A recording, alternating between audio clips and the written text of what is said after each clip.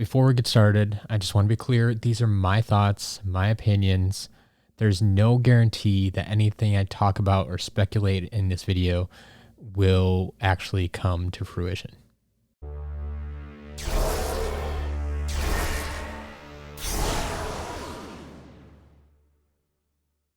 $68.7 billion. That's a lot of money, but that is what Microsoft wants to pay to acquire Activision Blizzard. Now, the deal still needs to go through all the regulators and red tape, so I wouldn't expect anything to actually be finalized until at least 2023. But it's absolutely mind-blowing to me just how many properties Microsoft could be acquiring in this deal. Obviously, some of these are larger than others, but just take a look at this list. You have Blur, Caesar, Call of Duty, Candy Crush, Crash Bandicoot, Diablo, DJ Hero, Empire Earth, Gabriel Knight, Geometry Wars, Guitar Hero, Gun, Hearthstone, Heroes of the Storm, Hexen, Interstate 76, King's Quest, Laura Bow Mysteries, The Lost Vikings, Overwatch, Phantasmagoria, Pitfall, Police Quest, Prototype, Quest for Glory, Singularity, Skylanders, Soldier of Fortune, Space Quest, Spyro the Dragon, StarCraft, Tenchu, Time Shift, Tony Hawk's Pro Skater, True Crime, World of Warcraft, and Zork. That's a big list. And those aren't just all throwaway titles. Those are games I know of. Many of them I've played. Many of them I enjoy. And even some of the games that I don't necessarily enjoy, I have friends who enjoy them. But the reality is, well, Activision owned all of these properties. They weren't really utilizing them. I've heard it said that Activision Blizzard wouldn't work on a property unless they could make $1 billion from it. So at this time, it basically means that they were working on 3 franchises: Call of Duty, World of Warcraft, and Candy Crush. That's it. All of these other properties were just left to rot. Now, when I initially heard that Activision, or Skylanders, was being acquired by Xbox, or more accurately, Microsoft, I was devastated. Those of you who have followed me for a while know that I just don't care for Xbox. I don't care for most of their games, and the controller just feels wrong in my hands. I'm very happy with my PlayStation. So to think that one of my favorite franchises was going to be owned by Xbox and potentially even become an Xbox exclusive, I was not happy about that. But as the week went on, I read some more articles, I talked with some friends, and I gained a little more perspective. As Activision shifted their focus more and more to those billion-dollar franchises, it became less and less likely that Skylanders would ever see the light of day. However, Microsoft's focus is much different. They have a focus on some smaller studios and even independent creators. So I believe they saw a few things in Activision Blizzard's portfolio that helped them move forward with this deal. Sure, it's nice to have mainstays like Call of Duty, World of Warcraft, and Candy Crush that you can count on for a steady stream of revenue. But I think they also saw the 34 other properties in the portfolio that weren't really being utilized.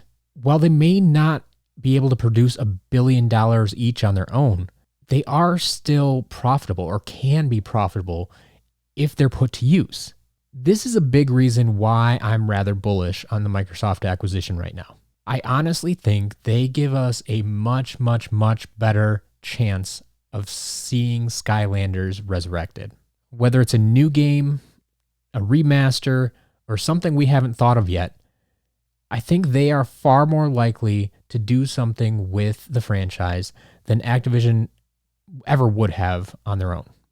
Over the past week, a few people have also directed me to some interesting quotes that came from Activision CEO Bobby Kotick. Starts off talking about Guitar Hero, but then moves on to Skylanders. One of the greatest disappointments in my career is that other people came in and they came out with crappy alternatives. And they dumped all these crappy alternatives in the market and basically destroyed the market for what was really a really cool future opportunity. If you look at Skylanders with its hardware, manufacturing, and supply chain, they are the same kind of things that we can't do, but Microsoft can. Now, these comments may sound nice at face value, but honestly, I have a hard time believing them. Maybe I just need some more information, but right now, they sound like excuses. He starts off by blaming the other Toys to Life franchises for ruining the space.